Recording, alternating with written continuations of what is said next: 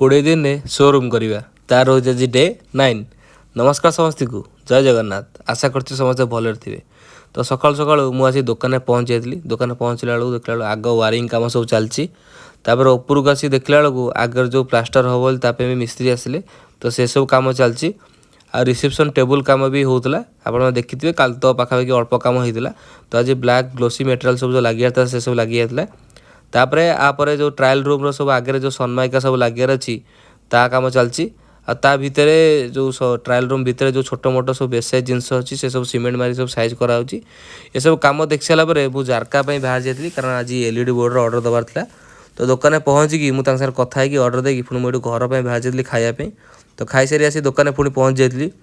दुकान पहुँचिकी उपरक आसी देखला सेकेंड हाफ्रे से प्लास्टर काम पाखापाखि सब सरीगला।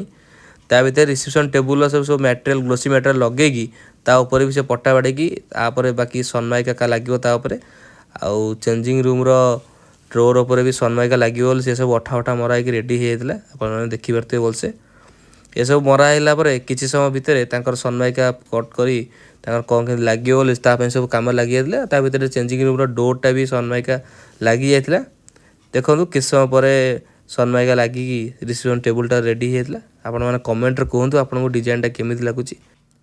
ये सब काम भितर भी सब वायरिंग काम जहाँ भी सब हबार था से सब कम चलती। एटा तो आप देखिथे तो वायरिंग काम भी सब चलता।